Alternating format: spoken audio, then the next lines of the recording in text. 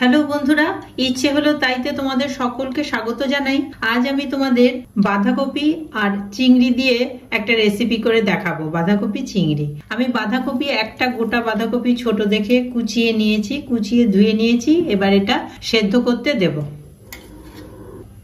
আর অন্যদিকে চিংড়ি মাছ, গলদা চিংড়ি, যে কোনো চিংড়ি হতে পারে, গলদা চিংড়ি আমি কেটে বেছে ধুয়ে নিয়েছি, তারপর নুন হলুদ মাখিয়ে রেখেছি। এবার এগুলো ভেজে নেব। কেটে রাখা বাঁধাকপি সবটা দিয়ে দিচ্ছি সেদ্ধ করার জন্য।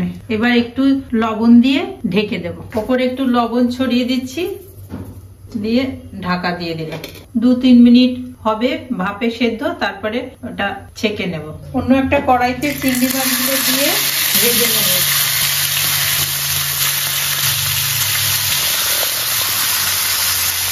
চিংড়ি মাছ ভাজতে তো বেশি সময় লাগবে না, ঢাকা দিয়ে দেবো। 2 মিনিট পর ফিরে আসছি। একটু উল্টে দিচ্ছি, ভাজা হয়ে গেছে।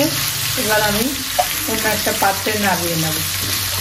বাঁধাকপি সেদ্ধ হয়ে গেছে, এবার এটা ছেঁকে নেব।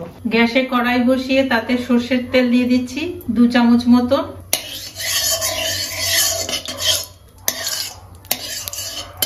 তাতে গোটা জিরে ফোড়ন হিসাবে দিচ্ছি, গরম মশলা দিচ্ছি, দারচিনি, লবঙ্গ আর এলাচ, 2টো তেজপাতা,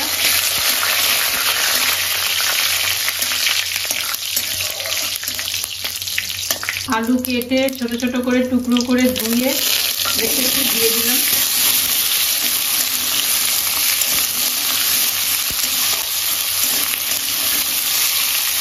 একটু ভাজতে হবে, 2 মিনিট মতন হোক, ঢাকা দিয়ে দিলাম। ফিরে আসছি 2 মিনিট পর।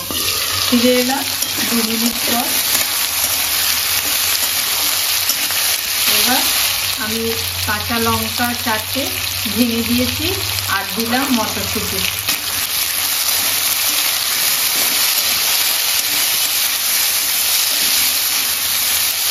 এর ভিতরে পেঁয়াজ, আদা, লঙ্কা বেটে রেখেছি, এখান থেকে আমি 2 চামচ মতন দিয়ে দিচ্ছি।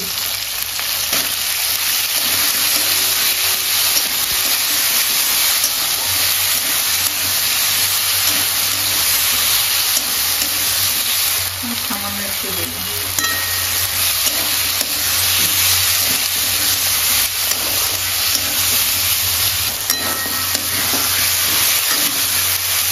পেঁয়াজের কাঁচা গন্ধটা চলে গেছে। এবার অন্য মশলাগুলো দিয়ে দেব। 1 চামচের কম জিরে গুঁড়ো দিচ্ছি, 1/2 চামচ ধনে গুঁড়ো, হলুদ দেখার মতন এই 1/2 চামচেরও কম, হাফেরও 1/2 চামচ দিলাম, লবণ স্বাদ অনুসারে, সামান্য একটু জল দিয়ে মশলাটা ভালো করে কষিয়ে নেব।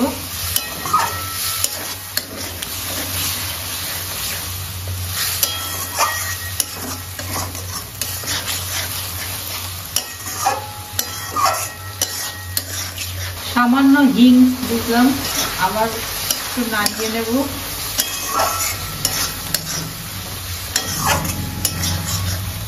মশলাটা থেকে তেল ছাড়লে বাঁধাকপিটা ছাড়বো।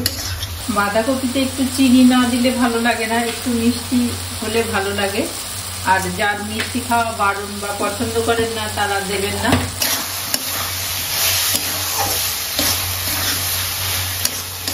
মশলা থেকে তেল ছেড়ে এসছে। এবার আমি সেদ্ধ করে রাখা বাঁধাকপি দিয়ে দেব।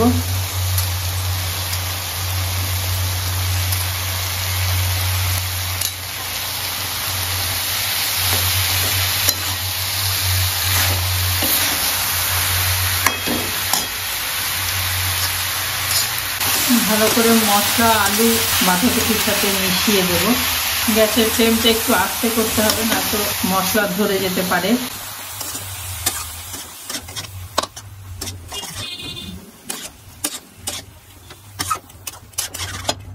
আবার ফ্লেমটা হাই করে দেব।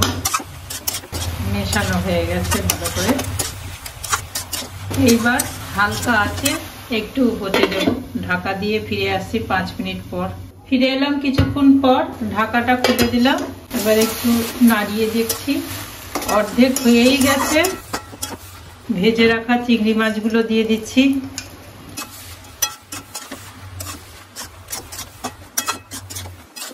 এবারে একটু পিউরিফাইড ওয়াটার দিয়ে দিলাম তরকারিটা মাখো মাখো হওয়ার জন্য।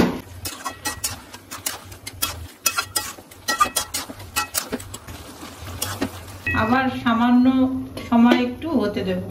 এবার একটু ঘি দিয়ে দেব নামানোর আগে। বাঁধাকপি চিংড়ি আমার রান্না হয়ে গেল। এইভাবে বাঁধাকপি চিংড়ি করে একবার খেয়ে দেখবেন, বারবার খেতে ইচ্ছা করবেই। বাঁধাকপি তো নিরামিষ ভাবে আমরা খাই, মাছের মাথা দিয়ে খাই, বাঁধাকপি বাটাও আমার ভিডিওতে দেখানো আছে, নানান রকম রেসিপি আছে। তা চিংড়ি বাঁধাকপি আজকে আপনাদের কাছে শেয়ার করছি। আমি বলছি একবার করে দেখবেন, ভালো লাগবেই লাগবে। চিংড়ি মাছ যাতে দেবেন সেটাই তো সুস্বাদু লাগে খেতে, এটাও তেমনি। আর বাঁধাকপি তো খেতে ভালোই লাগে, উপকারও বটে। গোটা ভিডিওটা আমার সাথে থেকে দেখলেন বলে আপনাদের সকলকে অশেষ ধন্যবাদ জানাই। এইভাবেই সাথে থাকবেন, পাশে থাকবেন, লাইক দিয়ে কমেন্ট দিয়ে জানাবেন কিরকম লাগলো। ভালো লাগলে বন্ধু বান্ধব আত্মীয় স্বজনদের কাছে শেয়ার করবেন, নতুনদের দেখার সুযোগ করে দেবেন। আর যারা বন্ধু হয়ে পাশে আছো তাদের অশেষ ধন্যবাদ জানাচ্ছি। নতুন বন্ধু সাবস্ক্রাইব করে পাশে থাকবেন। আপনাদের সকলকে আমি ভালোবাসি, আপনারা আমাদের ভালোবাসবেন। আজকের মতন আসি তাহলে, বাই।